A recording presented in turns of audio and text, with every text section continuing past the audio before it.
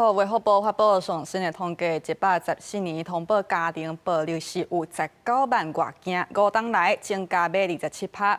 也親密關係暴力是佔家庭暴力通報案件大約5成。暴力道歉、原諒，再暴力，再道歉，不斷的在這個中間循環。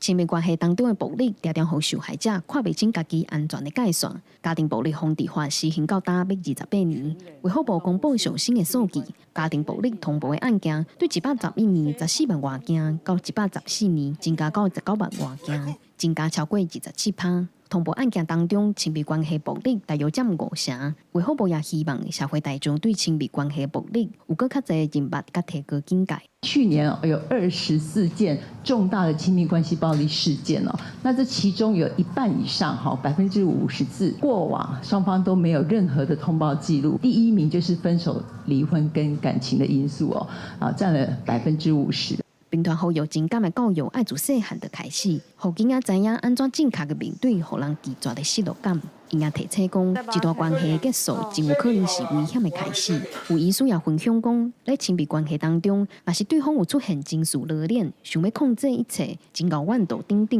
有可能是恐怖情人的危險信號，要特別注意。上注意的物件，毋是咱好好的時陣，那相處的品質安怎？上重要的是講吼，咱若是拄着意見無共款，還是講無順伊的時陣吼，伊的反應是安怎？若是你咧跟伊相處的時陣，你會感覺講，你會驚，你會煩惱。想講你講伊敢會生氣，敢會無歡喜的時陣，你都要注意這件代誌咯。衛福部表示，透過官方的社證、醫療機構甲民間團體共同的合作，希望服務需要的民眾了解，伊毋是孤一個人。除了申請保護令，政府也提供庇護所等等的資源。民眾嘛通佇手機下載110時性報案的 APP， 拄着危險的時，毋免出聲，就會當直接報案。記者郭玉琪、林曉凱台北報道。